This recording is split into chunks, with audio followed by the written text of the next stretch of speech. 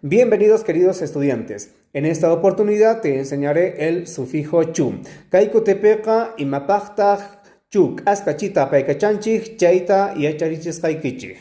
El sufijo chu utilizamos para hacer preguntas. Preguntas de este tipo.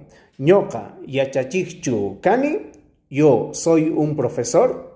Kan yachakuchu kanki. Tú eres un estudiante. Y la respuesta a este tipo de preguntas tiene que ser siempre con ari o mana. Por ejemplo, decimos ñoqa yachachichu kani y la respuesta va a ser ari ñoqa yachachik kani. O en todo caso, si fuera negativo, diría mana ñoqa yachachichu kani. Ahora te hago la pregunta a ti. ¿Kan yachakuchu kanki? La respuesta déjame en los comentarios.